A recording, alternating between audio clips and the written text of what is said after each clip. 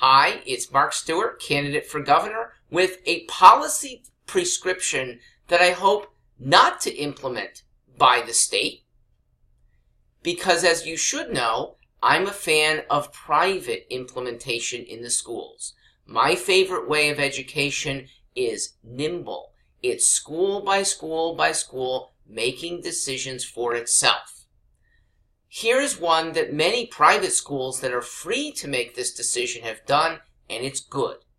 School uniforms. Mandatory. If you're going to give control to the state government, I would implement it. I encourage schools to consider it on their own. The best study about the goodness of school uniforms comes from Long Beach, California.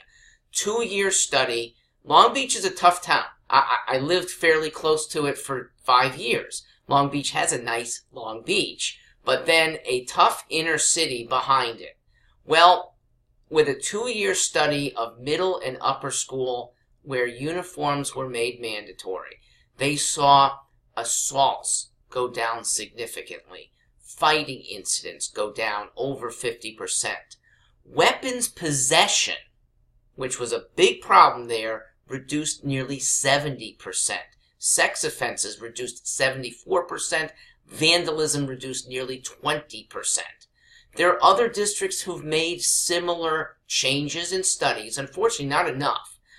There's this, I think, still liberal mindset, oh, choosing your clothing is a right. Look, we are obligated to enhance learning.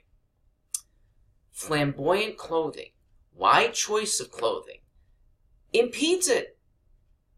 Kids are looking at how did you dress, and sometimes bullying based on the kid who dresses weirdly. There's a competition that's needless. There's an expense to parents that's needless. School uniforms, buy 2 or 3 of them, one's in the wash at any given time, and you have your uniforms for the 180 days of the school year. You want to adorn them with a wristband, fine. You want to do your hair differently, fine. But the uniforms give a school pride, a uniform mission, which should be dedicated to learning, and again, reduce these bad incidences. School teachers surveyed, they like uniforms in schools. Anything to improve, well, almost anything, to improve learning and less distractions do that very well. I'm in favor of it. There's no losers here, except maybe some clothing companies in Guatemala that are not able to sell as many clothes to the kids. Fine, wear your nice clothing on weekends. The best saver of distractions, I saved for last. At least in secondary schools, I am a fan of single-sex classrooms for many of the subjects. At a very minimum, nutrition classes, fitness classes, sex ed classes. Absolutely, boys should be in one room, girls should be in another. I would probably extend this to science classes. Girls feel impeded still. When learning in a single-sex classroom, we don't see that.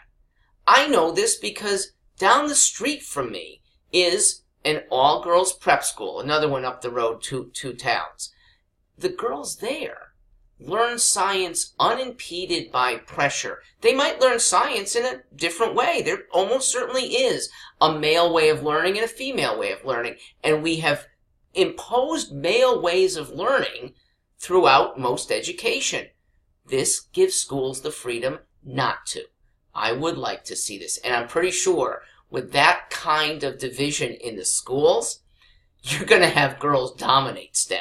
Why? Because they're more mature than boys. They get more out of their learning than boys. They tend to score better on the verbal sections where there's no distinctions. You do that, and it may be the boys who need self-esteem counselors and maybe them who need the remediation. I'd like to see that separation.